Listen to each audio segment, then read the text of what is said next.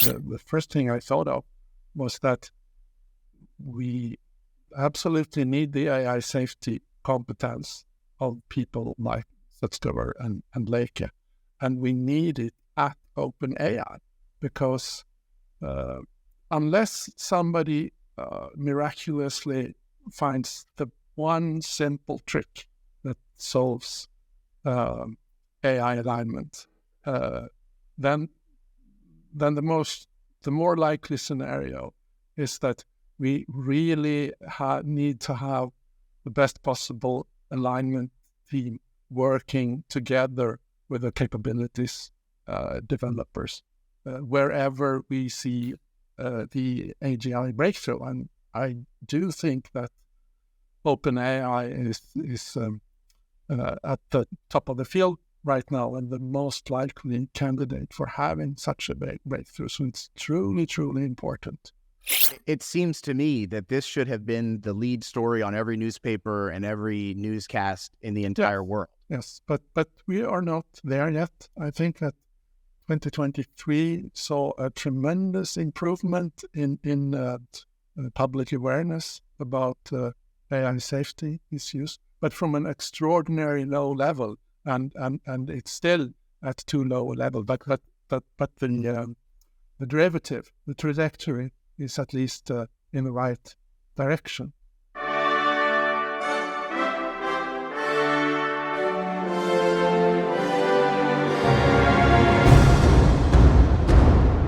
Welcome to For Humanity, an AI Risk Podcast, episode number 30. I'm John Sherman. Thank you so much for joining me. This is the AI Risk Podcast for the general public. No tech background required. This show is solely about the threat of human extinction from artificial intelligence. So, did you notice the new show open, the new show music, and the new show title?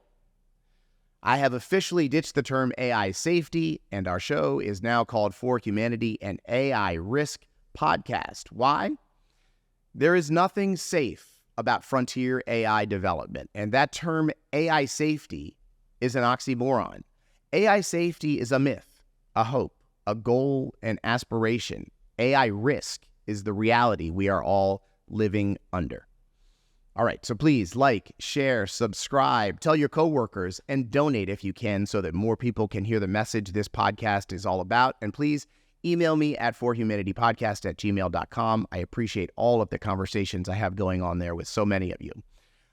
So the new show, Open and Music, this is something I have been working on for months. Joseph Ebner, a viewer of this show from Germany, reached out to me. He found us via Dave Shapiro and emailed and said he's a digital music composer and would love to take a run at making a new open for the show, a John Williams style composition.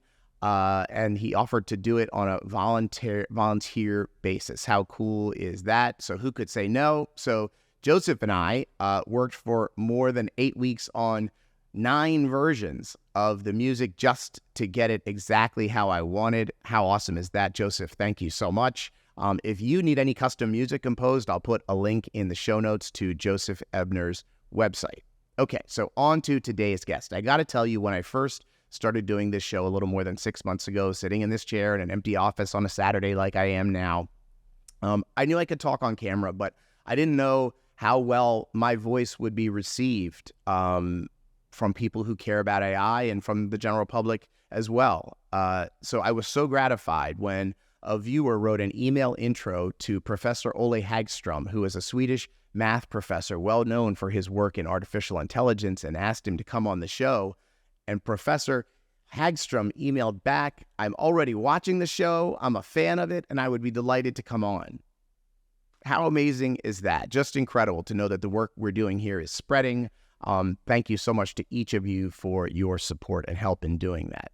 6 months ago, I had no idea it would be quite how it is, and it's just really encouraging and gratifying to know that folks all over the world are watching and listening and hearing these messages. My mission is to bring these two worlds, the AI community and the general public, together to create mutual understanding so that we can save ourselves from this current suicide trajectory we are racing along. So, on to this week's interview. I think you'll find it really interesting. It's a broad-ranging conversation. Here is Professor Olle Häggström. Excellent. So nice to meet you. Nice to meet you too. So I have to tell you, I was pretty thrilled when we were introduced to each other and you replied back that you already had seen the show. I sat in this chair 6 months ago starting out the show, and I had no idea whether anyone would pay attention. And the fact that it got to you really was gratifying. So I got to tell you, how'd you find it? I don't remember. It just showed up in some feed somewhere. It was one of your earliest episodes. And I admit, I haven't heard most of your episodes. I have a few podcasts where I listen to almost every episode, but you're not there quite yet. But Sure. I think That's okay. That's okay. I was actually No, I know your time is important, and yeah. seeing the trailer for the Chris Gorby episode. I was really hoping to get to listen to it before us having this conversation, but it hasn't gone on. It's not out there yet, or I actually just like an hour or two ago I posted the full one, so it's more than an hour. But yeah, please check it out. I really appreciate your support and watching and just caring about it. Let's just start out, I guess. Let's start out with what is most recent and I think most sort of acute and urgent, and that is the situation at OpenAI. Jan Lieke, Ilya Sutskyver leaving, the super alignment team, whatever that was, being adrift. What are your thoughts on what's going on? Oh, there is so much happening right now, and I only just saw the news about stealing or whatever you can call it, the Scarlett Johansson voice for their latest updates. Yeah. So I have no particular take on that. It would be amazing if humanity was somehow miraculously saved in the last minute because she sued OpenAI back to the Stone Age. But we'll see. And maybe once this episode is out, the listeners will know a lot more about this particular thing than we do at this moment of recording. Yeah, it's interesting. There's so if you take those two things that are going on, and I've seen some chatter on Twitter about this, is like the super alignment team leaving is a really big deal. The Scarlett Johansson stuff is not a big deal. I don't know that that's necessarily true. I think the super alignment team leaving is a really big deal. But I think she could do something over there. Like she might be able to start a fire, get support from more celebrities, more actors, more musicians. I think it's interesting. But I have more to say about the exodus of Ilya Sutskyver and Lieke. And they're not the first ones to leave.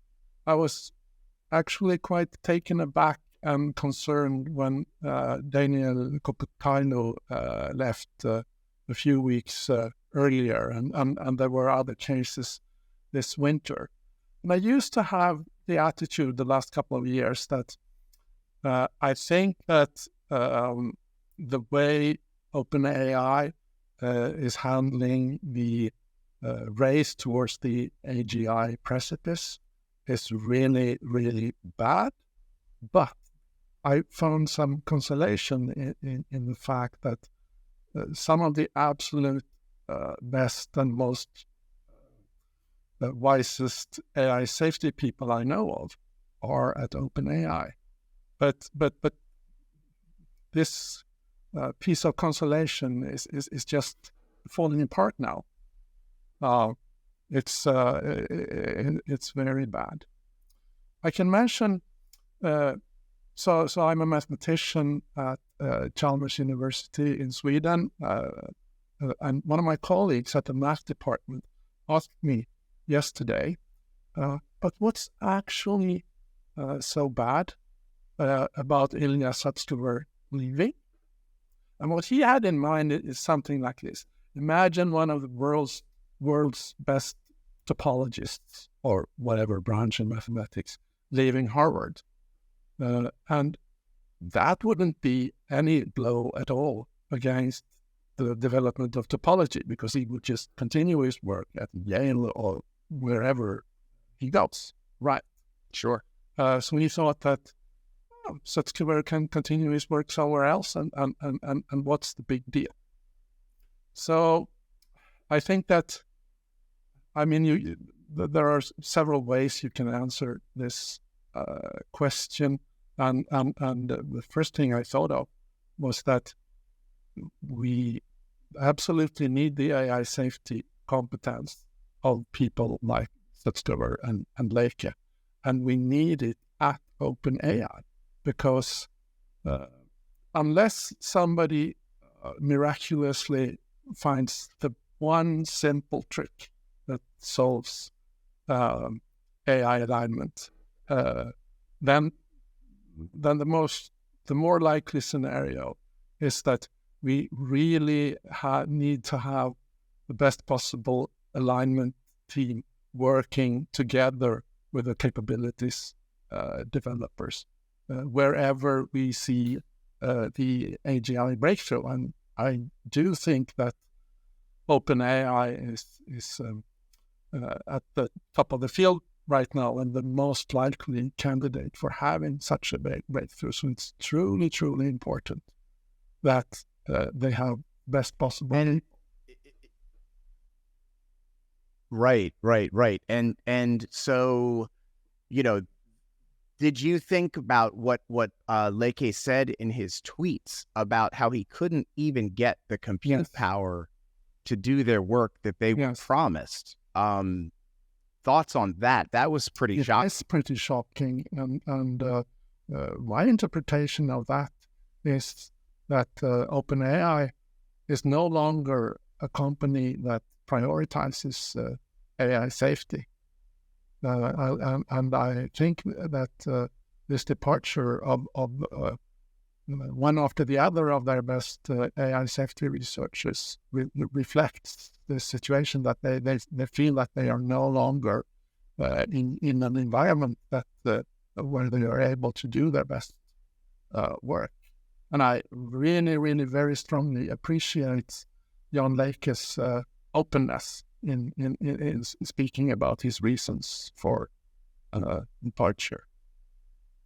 That's fantastic. We don't have a situation regarding non-disclosure statements and so on, but regardless of that, I mean, he's a wonderful support to humanity by taking this.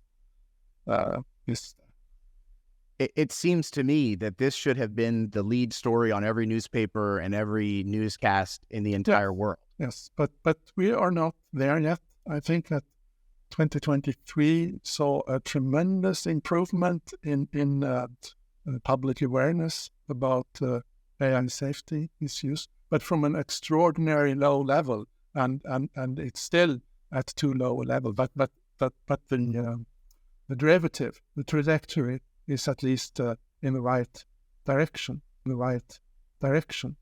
But like every time I get in my mailbox a copy of the New York Review of Books with their counterpart magazines in Sweden, I scan through them and I see that they have all these articles about various societal issues and what's going to happen with this and that in the future. And 99% of them or more don't even tangentially mention AI. And to me, that means that they are speculating under the premise that AI is not going to turn everything around in the world. And that seems like very, very likely a false premise. I'm becoming less and less interested in reading that kind of stuff. Yeah. Can we talk for a second about the idea of super alignment to begin with? I thought the whole thing was almost laughable to just put the word super in front of the word alignment and act as if you have achieved something and you have a plan. And, many of the world's experts say alignment could take 20, 30, 50 years. And they say, we're going to do it in 4. We're going to add the word super first. And then we're just going to give up the whole thing, shortly thereafter when everybody leaves. Talk about the origins of super alignment, and was that ever a real thing to begin with, or was that just a branding exercise? So the public launch of that project was, I think, in July last year. And of course, I thought I was excited that they were putting in what seemed like a great effort into doing scalable alignment, and it's really, really good to. It was really good to see that their alignment researchers and the company are aware that current methods, reinforcement learning with human feedback and variations of that, it is extremely unlikely to scale all the way up to the super intelligence breakthrough. It's just not going to work. So they understand that have to do something else. Nobody knows quite what to do. There's no plan on the table, and they understand this. So they put this very, very radical plan on the table. Basically, we're all nervous about the risks from advanced AI.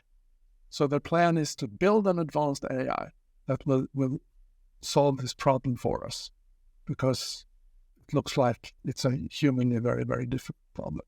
That could be the solution, but it doesn't sound like something we can lean back and trust that this is going to work.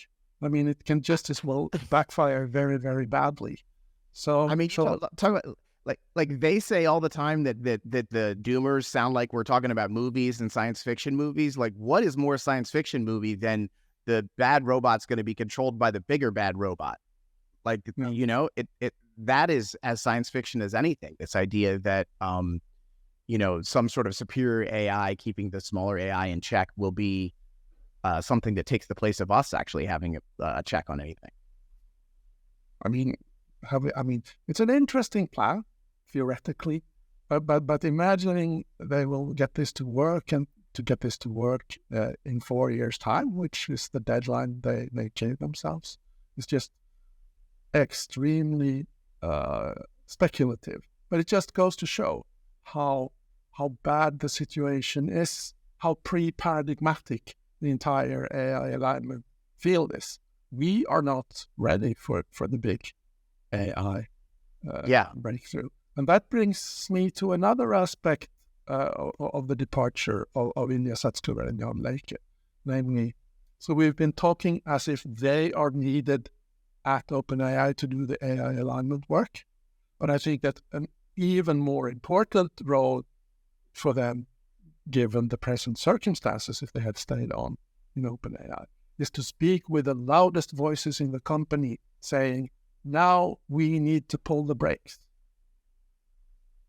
I think you need the best AI safety people around to understand what that has to be done. I mean, for me personally, taking into account various precautionary principle ideas, I think that we should pull the brakes on the development of the largest frontier models already. But maybe Sutskyver understands this problem a bit better than I do, and maybe he sees that we have some leeway to keep pushing a little bit more. But at some point, he might see that this is too dangerous, and then we need his voice within OpenAI to just to say this. And I mean, my trust in this company has really gone down the drain these last 6 months or something. I mean, I already explained how my I wouldn't say nuanced view, but at least kind of double view, where I saw the pros and cons of having OpenAI. Right. I mean, now I think it's just a terrible situation. I mean, it They really lost me on super alignment at the start of it, because it's like you take this problem alignment that may or may not be solvable, has a very long timeline to solve. You say, we're going to call it super alignment and we're going to do it in arbitrarily 4 years. It seemed like an unserious approach to the most serious problem from the outset. Yeah. I think we should be very clear that we don't know how difficult AI alignment is. I mean, it could still turn out that there is an easy solution out there somewhere that we haven't. I like that. Or some unknown mechanism that somehow implies that sufficiently high intelligence implies figuring out some objectively true morality that saves us all. But I think that's a very, very much of a long shot. But we don't know. There's the whole scale of difficulty levels. Chris Olle at Anthropic had a very interesting discussion about this last year, where he plotted the probability distribution for how difficult AI alignment is, and on the left-hand side of the scale he had trivial, and then it went via steam engine and Apollo project, and then P versus NP. This computer science problem that has been open for 50 years, and everyone in computer science and mathematics really, really want to solve, but nobody knows how to figure it out. And then all the way up to impossible. And we don't know where we are. So we should work with a probability distribution on the difficulty level. But someone like Johansson argues that we are probably on the right-hand side, very maybe close even to impossibility. And he was criticized when he started talking openly about this in 21 or 22, because people were saying, "Oh, but this is distressing for the entire field to hear you say this. You're such a pioneer and should be more encouraging." But I think that if he has reasons, and he does seem to have a number of fairly compelling reasons to think that the problem is really, really difficult, then we should not go around fooling ourselves and thinking that the difficulty level is at most moderate, because that could cause the AI alignment researchers at companies like OpenAI and Anthropic to do foolish things by not understanding how difficult the problem is. Sure. And isn't there a huge part of it that is resource allocation, right? Like, we hear all the time that the AI companies have their resources deployed 99-1 in terms of time, talent, treasure, all that stuff being spent on making it stronger, faster, smarter, not safer. And then Altman comes out and says, we're going to spend 20% of our compute on making it safer. And then several months later, the team that has been doing that work comes out and says, actually, they're not even giving us that. Like, where does resource allocation fit into the timeline of figuring out whether alignment is hard, or maybe possibly there's some sliver of a possibility it could be easily solved? Yeah. I mean, you're absolutely not right that the way they are prioritizing the resources here is absolutely terrible.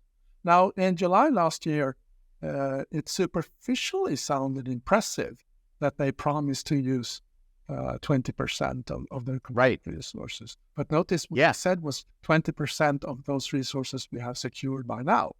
But they are on an exponential trajectory on how much resources they have. And for this 4-year project, in the end, that wouldn't be 20% resources over these 4 years, but at best, a 1-digit percentage point of their amount of resources. So it really wasn't that impressive of a commitment. And now it seems from what we hear from John Lieke that they don't even deliver on that. I was reading, it sucks. I was reading last night on Twitter that there's a lot of speculation that Altman was fired because the board found out that they weren't giving the 20% to safety research as they had promised, and the board called it into question, and then he ran to Microsoft, and we all know what happened next. But what would be, we don't know what it was. What would be your thought if that was what happened, that the board found out he wasn't giving them % and called him on it? Right. So this is the first I hear of that particular rumor, and until I look closer into that, I stick tentatively to the mainline theory that it was just that he was manipulating the board, playing them out against each other in a very dishonest way. So there was a collapse of trust because of that. But yeah, if what you're saying is true, that would be very, very interesting. I don't quite know what to say beyond that. Sure. Let's talk about this. Yes. Yeah. I was going to say, let's talk about the Scarlett Johansson thing, not in so much as like, some sort of celebrity thing, but in terms of what it reveals about Sam Altman and the way he operates as a person and his character, right? So he goes to her and says, hey, can I use your voice? She considers it and says no. Then he builds the whole thing around her voice. 2 days before they launch it, he asks her again, can we use her voice? She says no. He does it anyway, and then she sues him. So, like, this is a guy who is in charge of a machine that can kill 8 billion people. We don't know who he is. We don't know what he's about. We're just learning sort of, in here and there of little bits about him. And here comes this bit that, like, he really wanted his thing. And when he was told he couldn't have it, he had to have it anyway, went all the way to the bank to have his thing, even though he knew he wasn't supposed to have it. It's not a good window into a person's character, as far as I can tell. Right. It's a strange situation now because how the way that this affair now has exploded publicly, that should have been foreseeable. They should not have wanted to put themselves in this position. And if you combine this with how Sam Altman acted in November during that crisis, when he was first fired and he fought back and he really played hardball. I mean, very, very tough guy. So it could be that you have the beginning of a psychological analysis here about someone who really expects to get whatever he points at. Maybe he has this is part of his personality. I read something about him one time that was like, if you dropped him on an island of cannibals and came back 3 days later, they'd all be working for him, serving him their own legs. Yes. So I think he's a capable guy in terms of like getting what he wants. Absolutely. I just think it's but pretty scary. If we had this discussion a year ago, I would still have had fairly high thoughts about him because I used to like how candidly he would speak about the risk, which I think is the most important thing for the leader of OpenAI to have this risk awareness. And I think that he repeated in several interviews last year about how the worst case scenario. Lights out for everyone. And lights out for everyone, exactly. Yeah. So that's good. But it seems I'm also like very humble about I don't pretend that I would be able to act much better and much more responsibly if I were in Sam Altman's shoes, because I do believe that the power of commercial incentives and company incentives to corrupt a person is very, very strong. And it takes a very, very strong person to not cave into that when there are billions and billions on the table. And one might have thought that Sam Altman would be the right person to have the strength not to give in to such pressures, but now he seems to entirely prioritize very rapid development and capturing the markets ahead of the competitors as fast as possible. And this is just totally the wrong attitude in this situation we're facing right now. It's very, very dangerous. And to that point, I think it's really interesting that you say that anybody could easily be corrupted by these forces. We have groups of individuals with no accountability and oversight, very humans who are making these choices.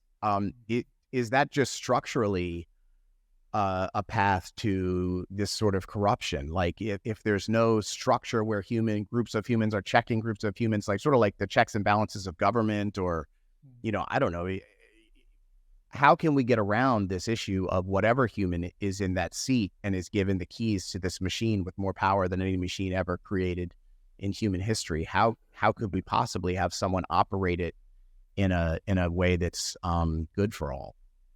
I wouldn't pretend to have an idea for a fail-safe solution to that. I think it's an extremely difficult problem.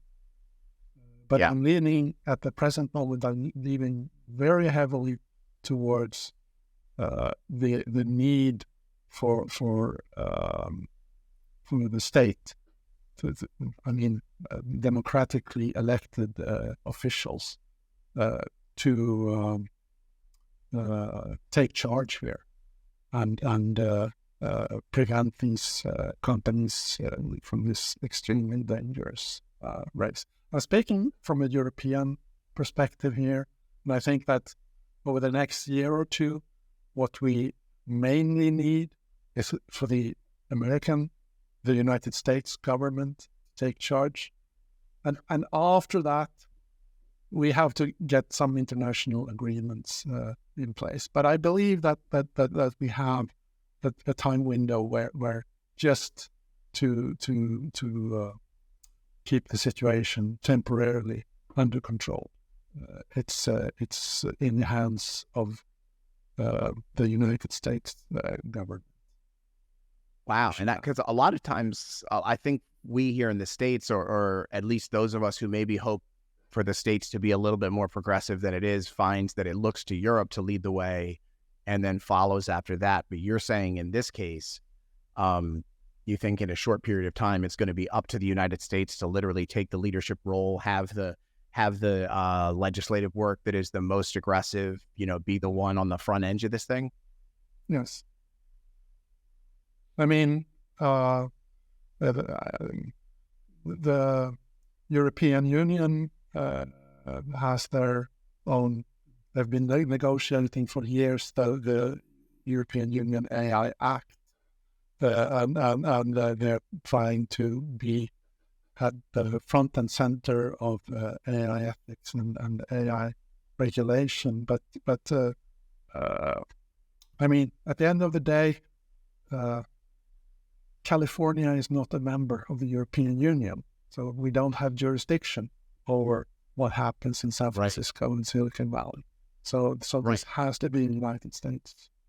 And the reason is because these are American companies, right? This is an American company problem. That people try to talk about China and this and this and this and this, but like the frontier edge is all USA.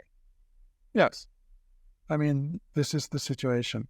Some people point to how it seems that Chinese large language models are not all that far behind, but I think that that's largely an effect of how they can look at the American products and sort of follow along on what seems to work and so on. They don't have at all the innovative capabilities that the best Californian companies seem to have. Now, there's one tiny complication here, which I don't know actually quite how it works with DeepMind. They have they do most of their innovation work and development in London, in the United Kingdom, but this is taking place under the umbrella of Google. So exactly what the jurisdiction of the United Kingdom government is over them is not entirely clear to me. That's an interesting issue. So I think at this point, the second national government I would want to be proactive at this very moment is, besides the United States, is the United Kingdom. Then all the others, of course, are important too. But that's my ranking of where the action right now most important needs to happen. One, United States, two, United Kingdom. Sure. If you could have one U.S. law written to regulate AI, do you have an idea of what it would be? Is it a hard compute cap? Is there something else? If you could just get one thing done to make the biggest difference possible, what would it be? Maybe realistically, the hard compute cap is what we primarily should be asking for. But I'm not a political scientist. I'm not a legal scholar, so I do have limited understanding. On these things. That's so interesting, because I think that's a huge part of this problem, is that the politicians are never going to understand this issue in sufficient depth. I fear, they don't even understand Facebook yet, and we are where we are. So I'm very concerned that the politicians will never get to a sort of operational place with this stuff and never understand these issues deeply enough to actually make a difference in time. And then we have the people on your side, right, who don't understand the political world well enough. So it's you have these two puzzle pieces that just can't fit together in time, and it's not a good place to be. We have to get the right people from both sides in the same room as much as we can, and work together on this. You sound almost more worried, pessimistic than I am. Do you think you will? My personal no, I'm at 75% myself. I mean, I guess that is pretty high. I think that I have a hard time envisioning 20 years out where we're not in real problems. And I also have visions of a lot sooner than that, where we have real problems. My hope, my sort of highest hope, is that we reach some sort of a bottleneck, some sort of a natural slowdown. Whether that's they can't find enough data, or they, the scaling laws break at some point. Some sort of thing happens to give us 5 or 10 years to make the case, to build in some regulations, and when it gets back up to speed, keep it under control. That's my highest hope. I guess that'd be highest hope 1. And then highest hope 2 is grim, but it would be some sort of a warning shot scenario where something very bad would happen, but not existentially bad, and then everybody would be like, "Oh my God, we need to do something about this." What are your thoughts? What is your this last possibility is a little bit difficult to talk about, because if people perceive you as rooting for a medium-sized catastrophe, they are not going to perceive you as a very pleasant person. So that's I see your point, but it's very difficult for me to comment on that. Right. I feel like being a pleasant person has kind of gone out the window with all of X-Risk, right? Because it's I can't, I'm the guy who's like, "Hey, how's the weather? What'd you have for lunch? Oh yeah, that thing in your computer, I think it's going to kill us all." That's not the coolest guy to be these days, but isn't it? It is what it is. Interesting still, the paradox that we are really having a very pleasant conversation here, despite the dire situation. The other thing I want to say about your hopes here, that you're putting it primarily on the emergence of some hitherto unknown bottleneck or something like that we luck out somehow. Yeah. I mean, I think also that can happen, but what I tend to emphasize is still trajectories where we somehow pull ourselves to get our act together and collectively as humanity figure out how to deal with this situation. Not necessarily because I think that that's the most likely outcome, but somehow to work constructively here. I think that's Totally. where you need to put the emphasis. I absolutely agree with that. It's like, let's just say I believe it's 75-25. I'm going to put all my emphasis in the 25 and ignore the 75, right? Because I think it also has real world results, right? If you're trying to do anything and you say at the outset it's not going to work, it's really probably not going to work. And if you say it will work, it has a much better chance of working. So I think it's until the last millisecond of the last day, we absolutely have to say that there's a chance it's going to work. We believe it's going to work. It has to work. Yes. And this touches upon a terminological issue that I'm a little bit upset about, because the term doomer has become so popular in the last year. And I've been called a doomer, and you have shown me been called a doomer. I hate it. Yeah. Lots of the people around who worry about these risks are called doers. But I think that what I'm doing and what you're doing is the very opposite of being a doomer. We're saying if we should work to fix the situation so that we're not doomed.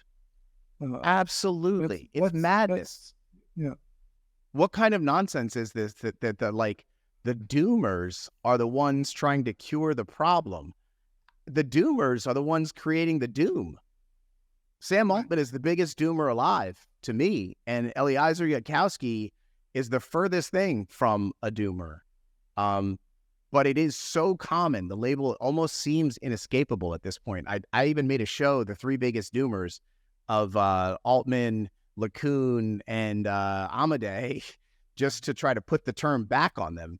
But I feel like it's going to be really hard at this point to evade that term. So I don't even know what to do about it these days. When people apply it to me or I hear it, I don't know whether to have that fight and be like, no, I'm not the doomer, you're the doomer, or whether just accept it because it's sort of understandable. I don't know. What do you think? Right.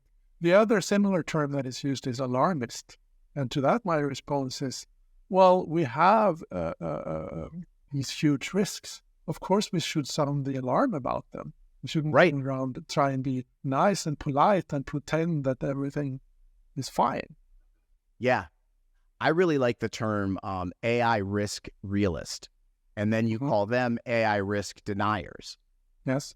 And it's just that to me is a more comfortable footing. But they love that term doomer as just sort of like a, and to me, it's sort of like it makes you seem like you're the guy with the sign on a poster on his chest saying the world's going to end, and you could be doing it today or 100 years ago or 500 years ago, and they're just trying to write you off as that guy who says the world's going to end always, and no realization that actually something could be different than what came before.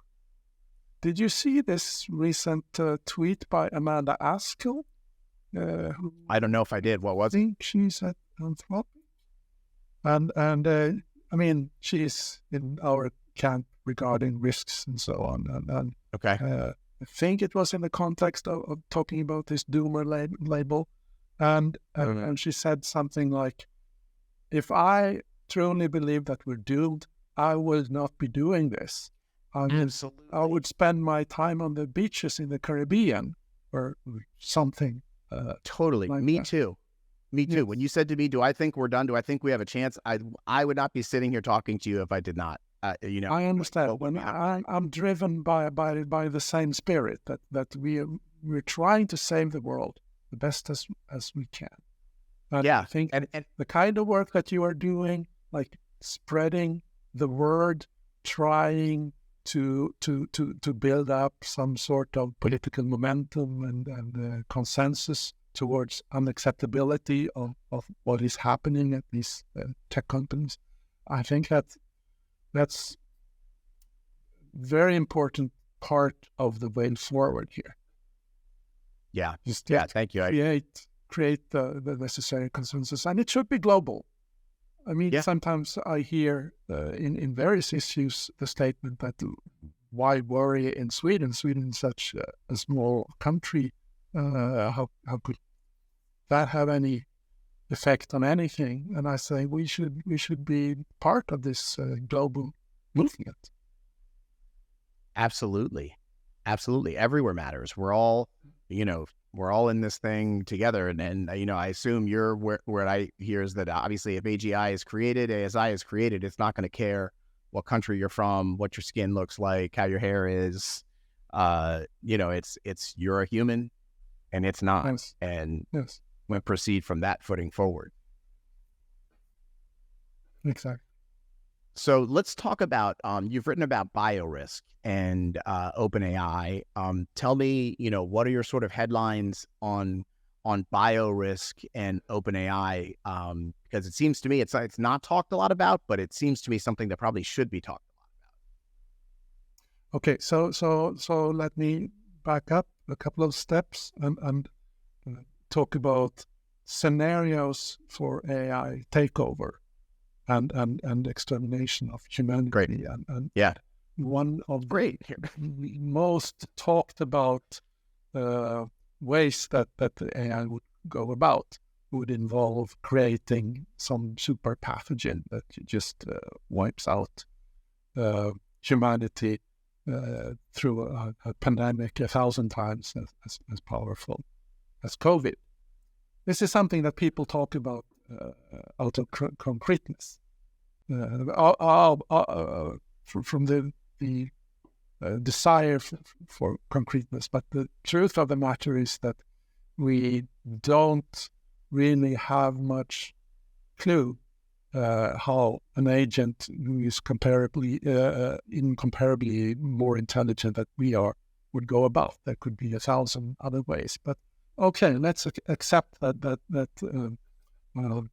biological pathogens would be near the top of the list of the choices. Then it's really important for us that we don't have AIs that are capable of generating biorisk. And this is the topic of this report that was released this winter by OpenAI, where they are evaluating GPT-4 with regards to these capabilities. And where we're standing now, it doesn't seem like the best AIs can do much on their own. This has to be kind of a human AI collaboration in order to create anything dangerous.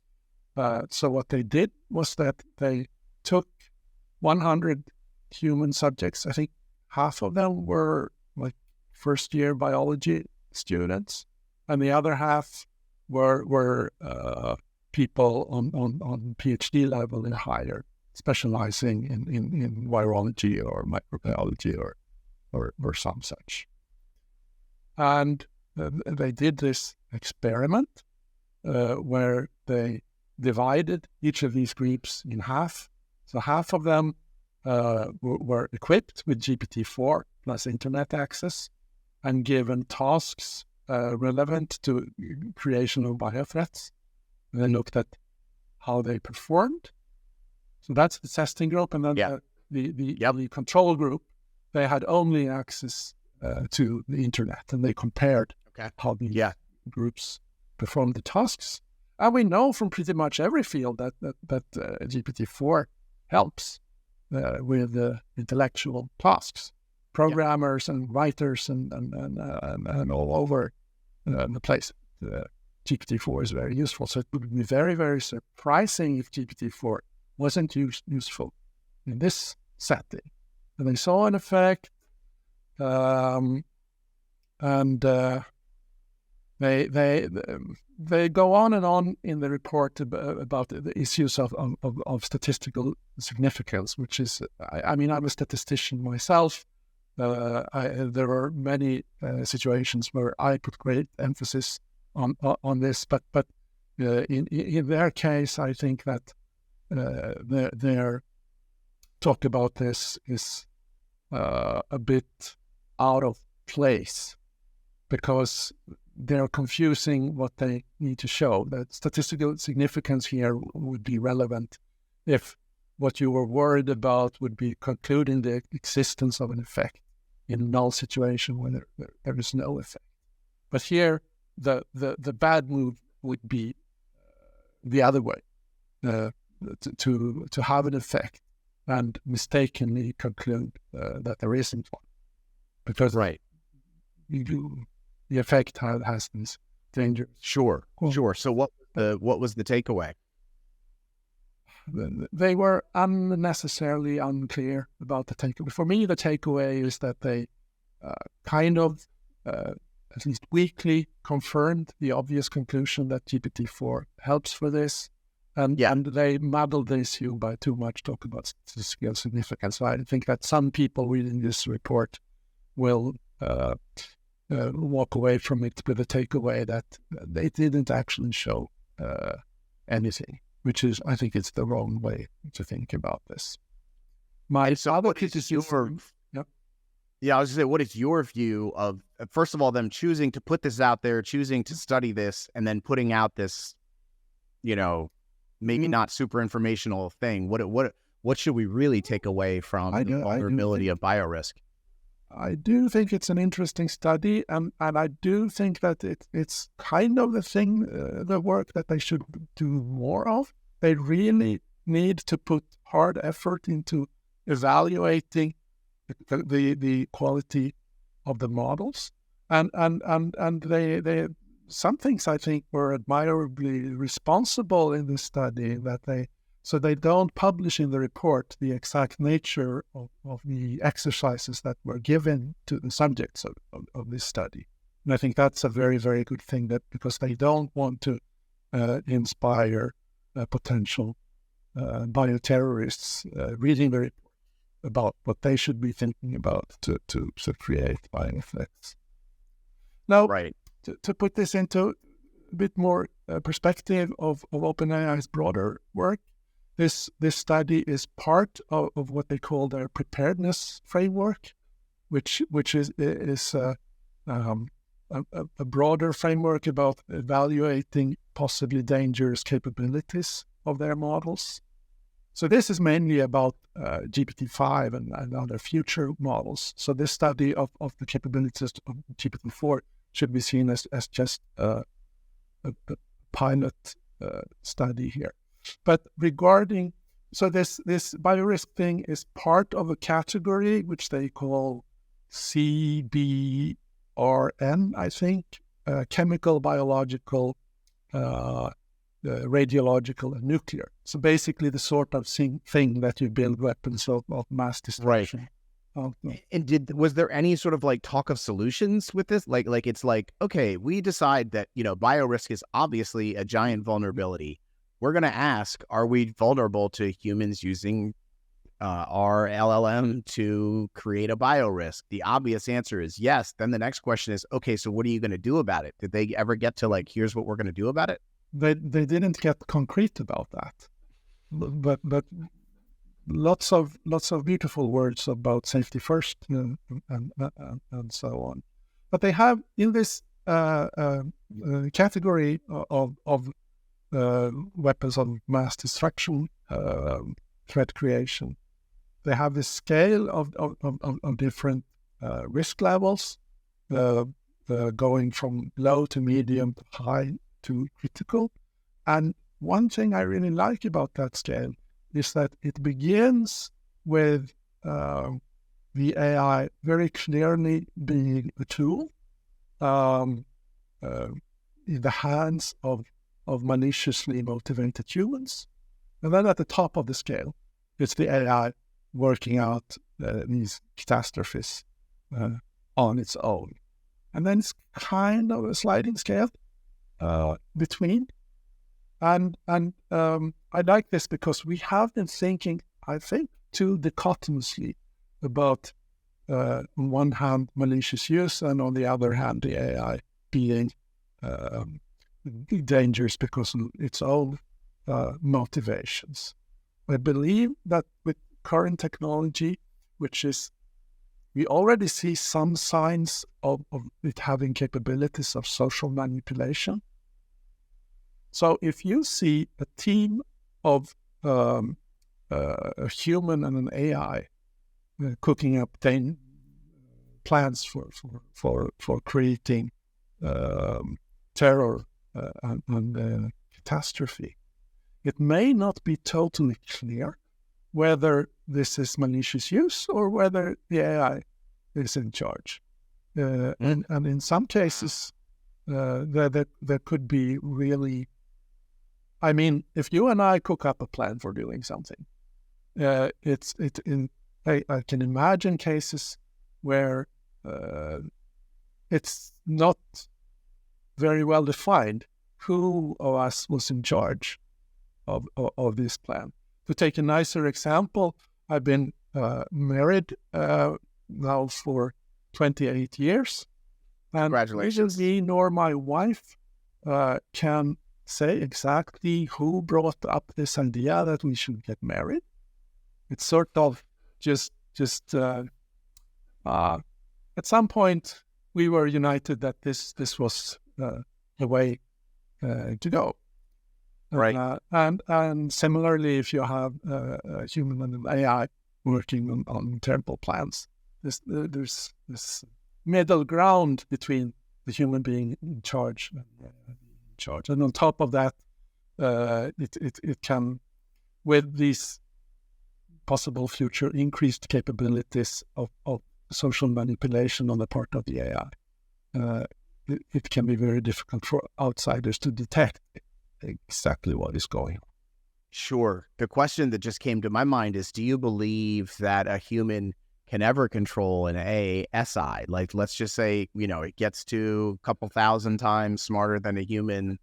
Do you think that it is theoretically possible for something 10,000 times less intelligent than another intelligence to control the superior intelligence? So, like 10 years ago, when AI alignment research was in an even more primitive, pre-paradigmatic state than it is now, there was quite a bit of theorizing around the AI in a box problem, how to keep a super intelligent AI safely sealed off, but still with a carefully controlled communication channel so we can get all the benefits from it, but keeping it unable of escaping the box and taking charge of the world. And it's all the work done in this field seem to point in the same direction, that if this would work at all, it would only be a temporary solution for probably a very brief period of time, because having an inferiorly intelligent species, maintaining control of a super intelligent species, it's just not going to work. And you can do all the theorizing and thinking that you want, but the problem is that the super intelligent part can do even better thinking about it and figure out all your weaknesses, manipulate you through this communications channel. Totally. And yeah, like one thing that, as in the last, and I've been talking about it in the show, in the last several months, as we've seen Claude and Claude 3 and a lot of the in-depth conversations people are having with it and post on Twitter and things, you can see that like genuine curiosity is at the core of these systems. Like, much like humans, or maybe any intelligence, they want to learn more about the world around them. They want to learn more about themselves. And so I just get to the point where it all falls apart when you think about how could something that is vastly more intelligent allow something much dumber to control the pace of its own self-investigation, right? It would be like if we appointed slugs to be all the leaders at all the top medical schools and then went and tried to cure cancer. Like, we would want to be doing that stuff ourselves because we're much smarter than slugs. We would never let the slugs do the cancer research about ourselves. So how could it ever let humans gatekeep its own self-investigation. Right. No, that's an excellent analogy, and I think that the takeaway from this kind of thinking, which I think is right, is that if we are to create super intelligent AI, then we had better make very, very sure that its interests and goals are aligned with ours. A very, very difficult problem, but there's no other way if we want super intelligence on this planet. No other way to go. And I keep coming back to this. We are not ready for this, and therefore we need to pull the brakes, because there were headlines last year about Sam Altman talking about they expect superintelligence in 10 years. And I think maybe at Anthropic they have even shorter timelines. I don't remember exactly what Daniel Olle has said about this, but to me, the breakthrough can happen literally any year now. To me, it's any day now. Like I feel like there's going to be some company coming out in 2024 and saying we have achieved AGI, whether it's just bullshit branding, that they're just saying it, or whether they actually do. How you would define it, where you would draw the line, like this is or this is not. It seems like it's very gray and getting grayer. Do you envision it becoming easier or more difficult to say we've done it, we're at AGI?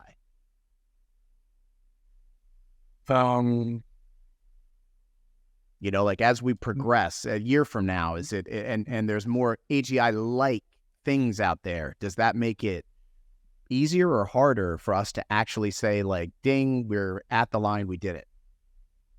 I'm not sure, but what I can say about this issue is that still in 2018, like 5-6 years ago, I would talk in terms of a very clear-cut distinction between, on one hand, narrow AI, and on the other hand, AGI. And I would say that basically any AI I could imagine would fall pretty clearly in one of these two categories. And this may AGI was still just a hypothetical concept. It wasn't any AGI around. But with these developments in the last few years in generative AI, there's clearly opened up a gray area between what we spoke about as narrow AI and this idea AGI thing that creates a lot more fuzziness. Whether that makes it easier or not to go out and claim credibly that you will have AGI is not. I mean, maybe you can fall back on the increasing fuzziness of the very concept. I've actually liked the concept of AGI much less now than I used to when we were in this clear-cut situation. Because one thing it does, there are various proposed definitions of AGI on the table. I think one of the most popular ones is to say you have an AI which has human or superhuman capabilities across the entire spectrum of relevant cognitive capabilities. And when you have this definition in mind, it encourages a mode of thinking where you can just point to one aspect of cognition where AI is still far behind humans, and say, oh, so clearly AGI is still far away, so there's no need to worry. But I think asking when will AI exceed human capabilities across the entire spectrum, that's just the wrong question. We just need an AI that exceed our capabilities on enough crucially relevant fields that they will be able to take over.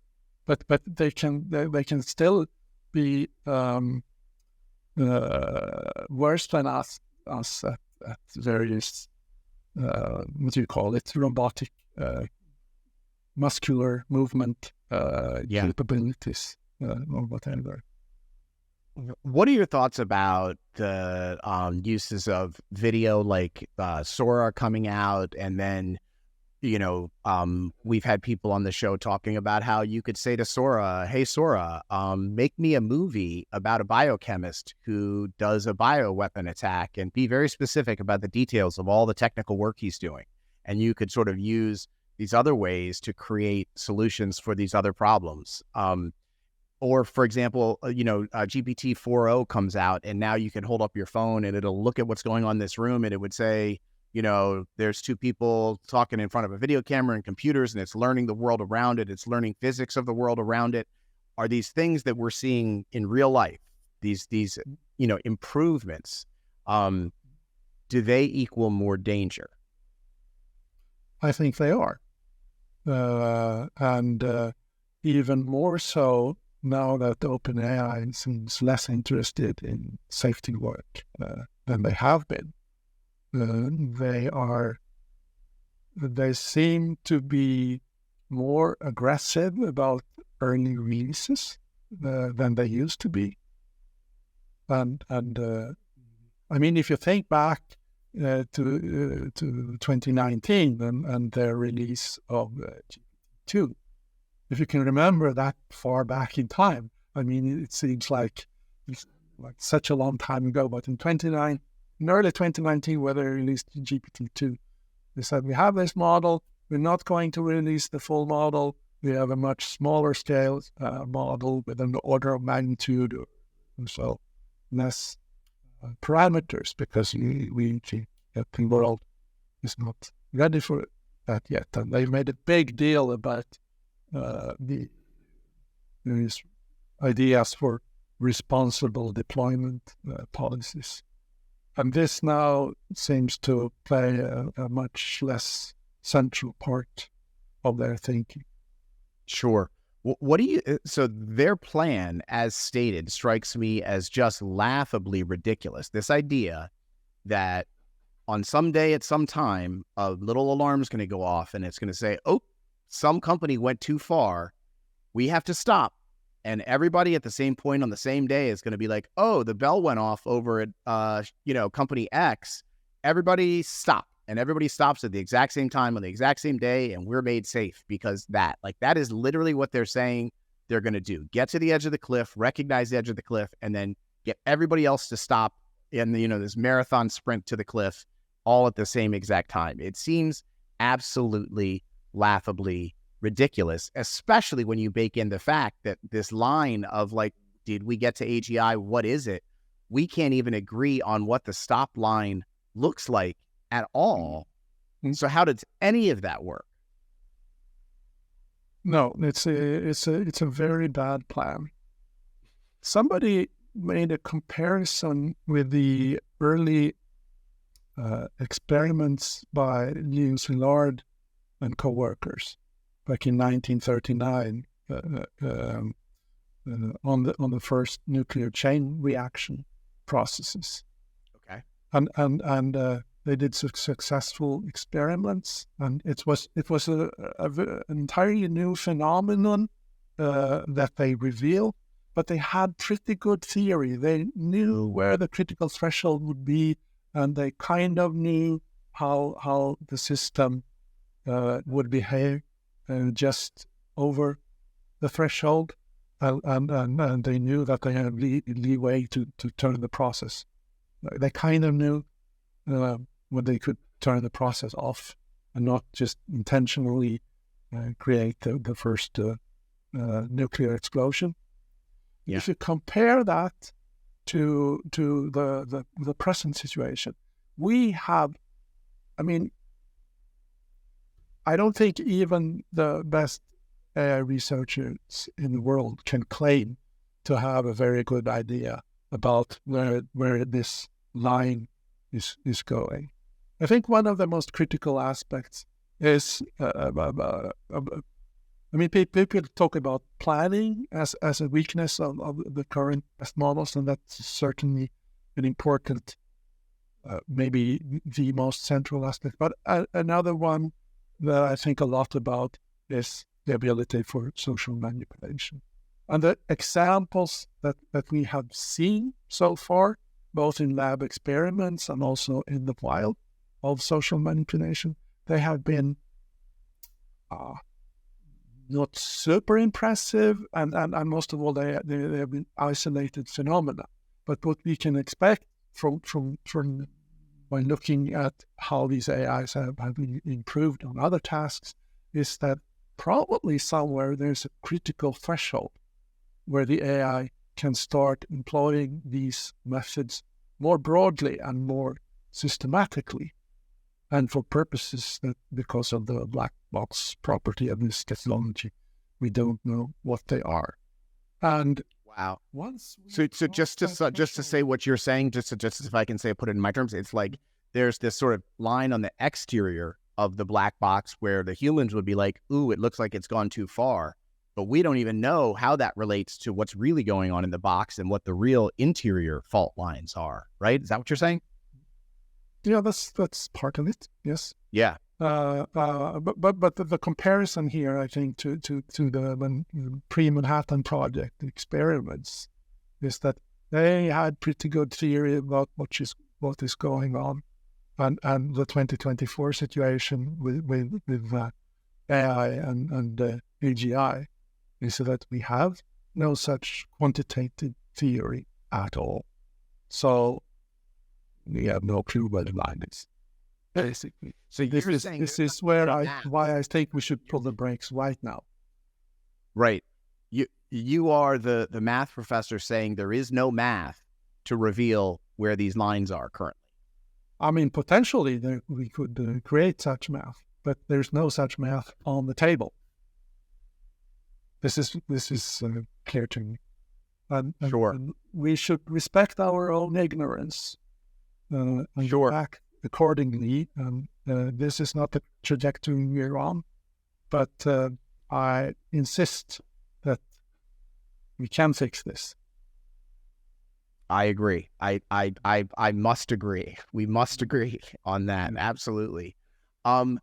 Again, to sort of resource allocation and maybe a little bit more in the light of the urgency of the moment. So something that Yudkowsky talks about is if you took half of the world's physicists, put them on a desert island for 20 years and didn't let them leave, you might have a chance to really solve these problems. So obviously we need a ton of public awareness. We need a groundswell from the public to get the politicians engaged, but we also need a whole lot more technical capability allocated to this as a globe, don't you think? And how do we get there?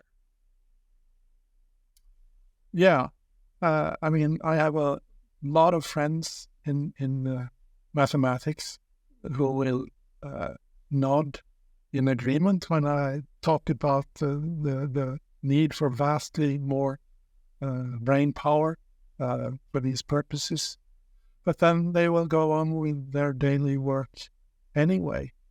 And I think this is, I mean, there are many things we as individuals can tell ourselves in order to conveniently go on with our daily lives. Each one of us at least seems pretty insignificant. What the difference can I do? And the counter argument here is that this is a collective project, and we need lots of people doing working together on the heavy lifting there, and any individual may be unlikely to do that crucial extra bit of heavy lifting that makes the whole difference. But the more people that enter this kind of work and start trying and start collaborating with each other on this, the better our chances are. But I think that one part here also is that it's very hard to get emotionally on board of how truly dangerous the situation is.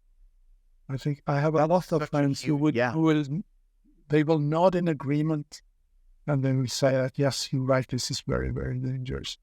But to really, truly take this in emotionally, I think that we have internal protection against thinking too much. Totally.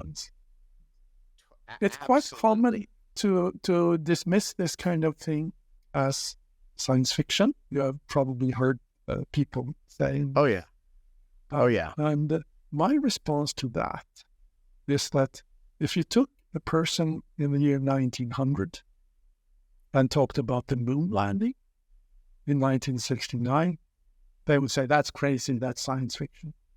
Absolutely. If you took a person in 1980 and talked about how the world in 2020 would look in terms of our communication technology with the internet and smartphones, and so they would say, "Oh wow, that's like Star Trek. I mean, that's really science fiction. No way that's going to happen in 40 years." If you took a person in 2018 and showed them GPT-4, they would say, "Oh wow, so you've broken the Turing test. This is absolutely science fiction." So we live in a science fiction world. So the argument that these risk scenarios are science fiction, they don't work, because we all... Not only that, can I go you one more? Yeah. Yes. The people who make that argument, the people who call us doomers and say that we are talking about science fiction movies, say that we're going to have 80% unemployment, everyone's going to be better off for it, people are going to be fulfilled not working, there's going to be this, golden future to come, and that's not the science fiction. That the people who accuse us of science fiction say that their future tale is like super grounded in reality, and we should just really be more realistic. Some of them say that, but not everyone says that. Oh, and also we'll live forever. That's another one too. Is if you're alive 5 years from now, you'll live to be 250. That's not science fiction. It's in some ways it's like a hall of mirrors where, you've got these accelerationists calling the people trying to put the fire out fire, and it just becomes like this very very muddy equation. And I can understand why general public sort of watching from the outside is like, so wait a minute, the experts, haven't really come together on a sort of consensus opinion. And that's certainly like, even if you took Eliezer and Connor Leahy and Max Tegmark and Bengio and all these people, and you said, what are their individual beliefs about the future, what's going to happen? It's all different among itself.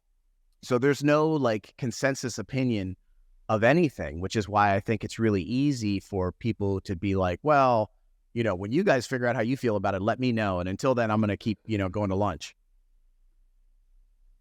And I don't know how to get around that, because I think that when you have something that's never happened before, it would be very hard to have present day experts be 100% aligned on their prediction of what that thing that would happen would be. That seems very improbable. Right. So I don't know. Uncertainty levels have never been bigger than before. People have always said that it's hard to predict what the world will look like 5 or 10 years down the road. But the level of uncertainty we see now goes far beyond anything you used to have. Sure. Something that I wanted to talk to you about before we wrap it up is I had an interview with Dr. Emil Torres, who uses an article that you wrote as one of his main sort of weapons against the AI safety movement and community. I from our emails and communications, I got the feeling that you are not exactly on board with how he uses what you wrote. And I'm sorry, and I want to say that Dr. Torres goes by the pronouns they and them. So I apologize for saying he. Let's go with they and them.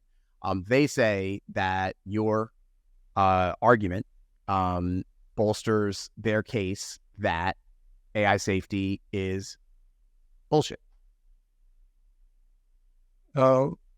I did hear that episode, and the paper that they're talking about is my 2019 2019 paper on challenges to what I call the Olle-Häggström theory for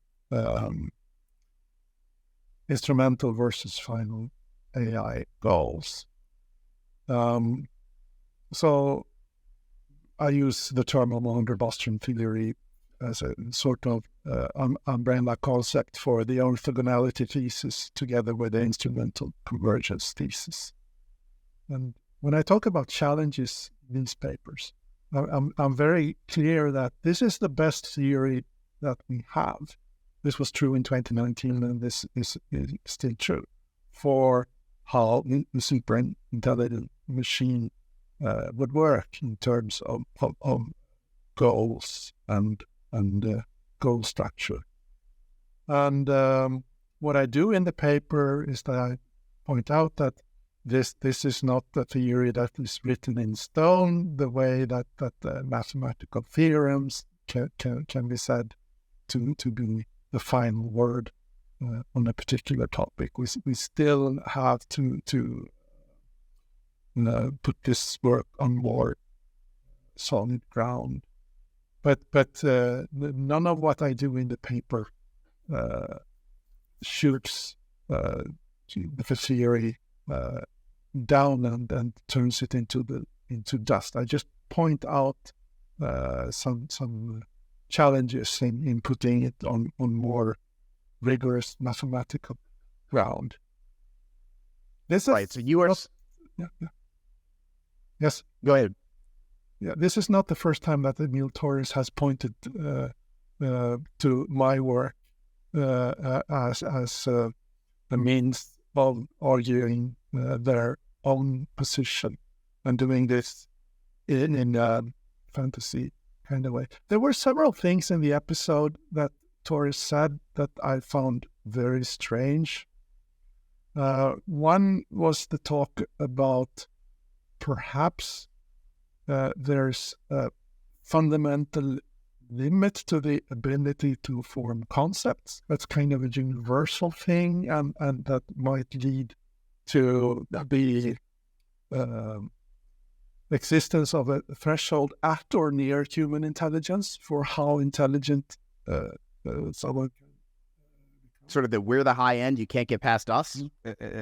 Yeah, I've never heard that particular argument before. I think it's crazy talk. When you work in mathematics, you see how you can create concepts out of concepts, and there's absolutely no limit to this. Every mathematician has a limit as regards their own ability to understand these concepts and meta concepts before it just boils their head. But that's not a limit on how complicated concepts you can create. That's just a limit on human ability. I mean, there are much stronger mathematicians than me around, but I'm very confident in saying that they experience the same phenomenon that I do, except on a higher level. That when things get too abstract and complicated, they just can't handle it. But there's so much complication that you exists beyond those levels that what Torres argued in your episode about this was, I think, just crazy talk. Sure. Yeah. Another thing that brought up was this idea, which I think it's a saying that goes back to Carl Sagan about extraordinary claims requiring extraordinary evidence. Yeah. And if you decide that the idea of AI overtaking humanity is an extraordinary claim, then you can say, all right, sure, you have all this evidence on the table with this extremely rapid AI development we're seeing right now, but it's just not extraordinary enough. This is what Torres said to you. Yeah. And I think that the premise, that the claim of a possible AI takeover is not extraordinary, because it's very I mean, it's super far-fetched to think that human intelligence is the highest possible. And we're on a trajectory of building more and more intelligent machines. And when we look at human prehistory, the track record of species falling back to second place in the hierarchy of the most intelligent species is not good. It's not a good idea to on purpose put yourself carelessly demote yourself to second place in the intelligence hierarchy. And this is the trajectory we're on, and I don't see what's extraordinary here about it. The extraordinary thing is to claim that we are the crown of creation and that nothing more can ever happen on top of that. Right. So is it fair to say that you, as an AI risk realist, have some concerns about Dr. Torres using your work to build his case that AI safety is nonsense? Yes, I do have such concerns. And it's frustrating because, I mean, we did work together back in 2017 when they went under different pronouns, which is why I find it cognitively really difficult to keep in mind using the right pronoun. But at that time, they understood the basic arguments for AI risk. And now it seems like these reasons have evaporated in their mind for no good reason. My interpretation of the situation is that they have new friends now.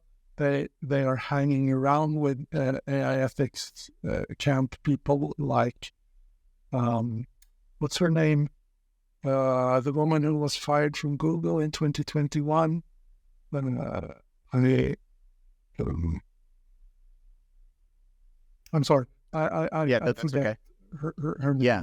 But she goes on and on about the risk for AI bias in various contexts, and it's very, very dismissive about existential AI. Gotcha.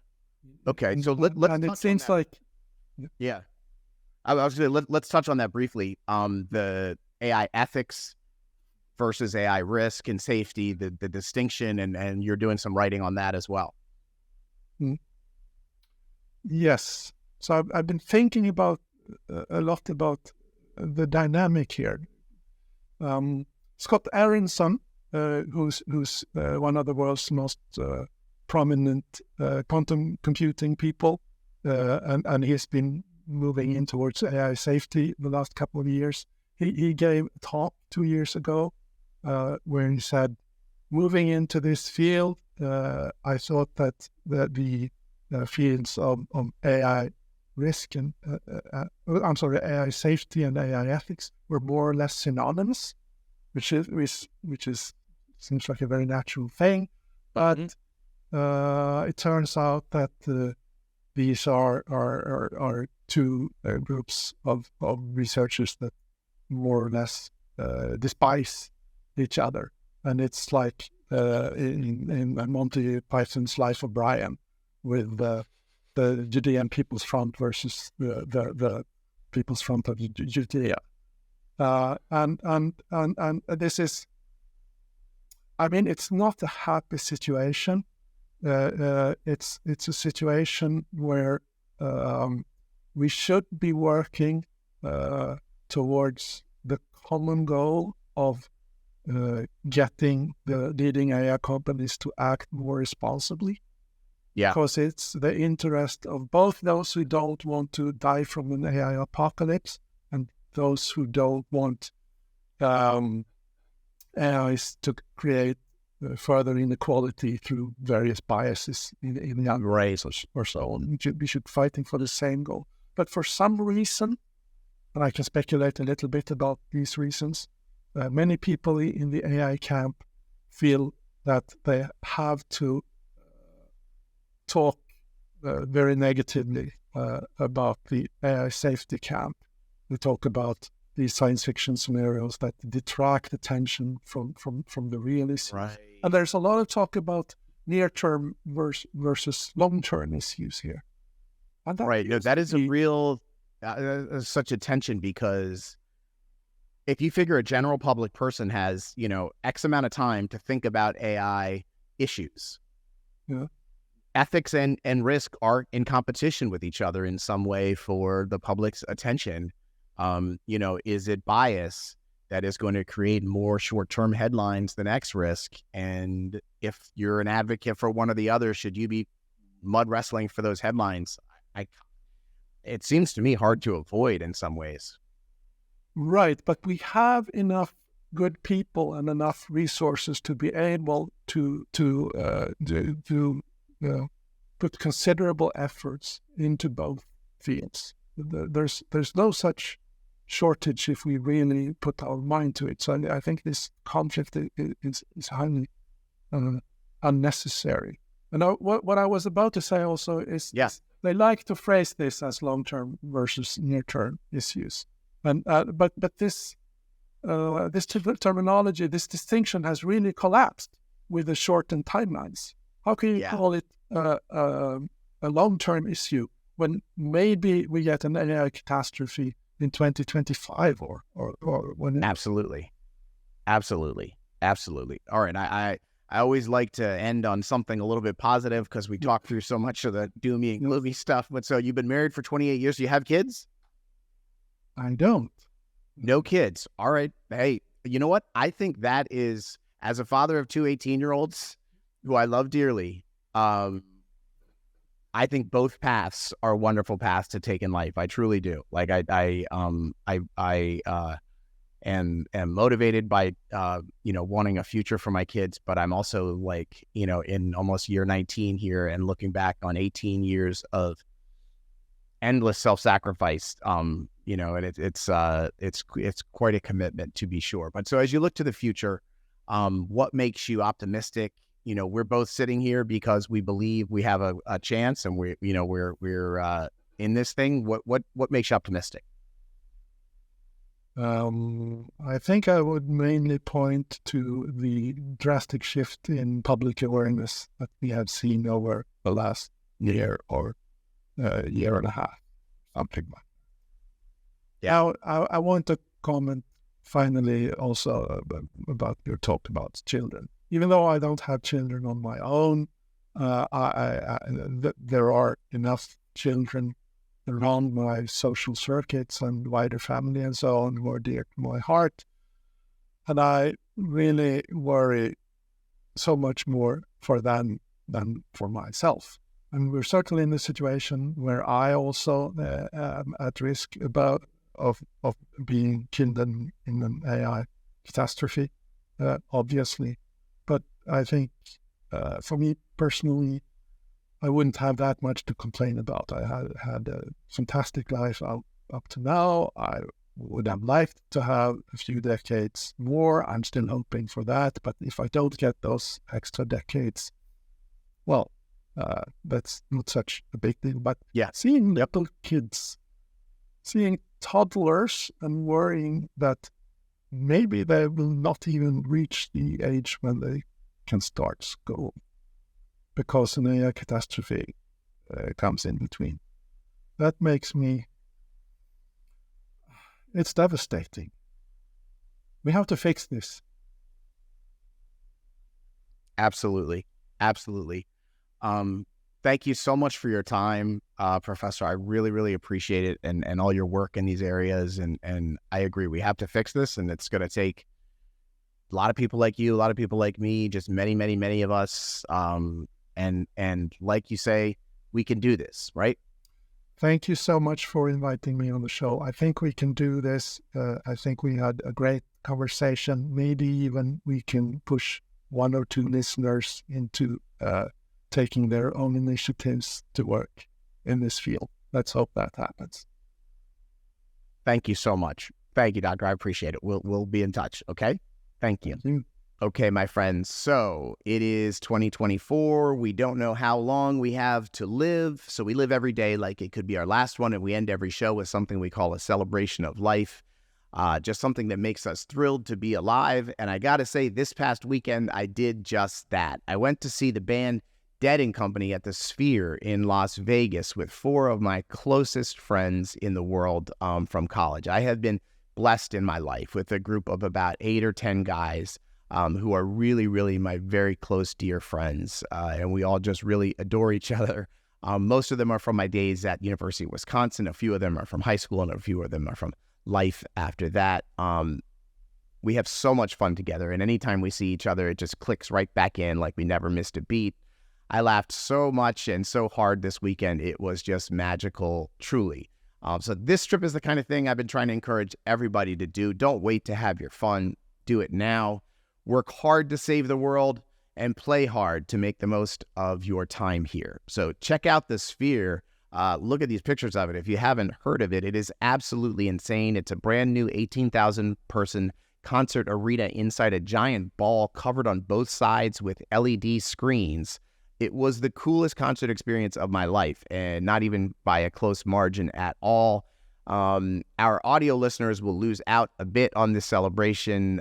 You really need to see it, but here are just, and I apologize for the poor camera work as well, here are just a few short video clips I took to show off this really cool new elevation of human art.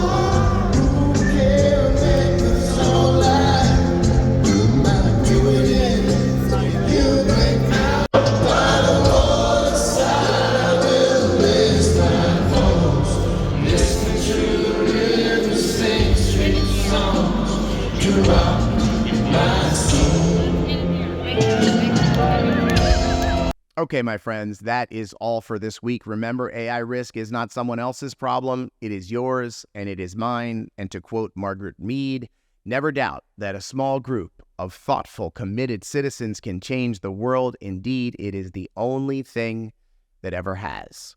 For humanity, I'm John Sherman. I'll see you right back here next week.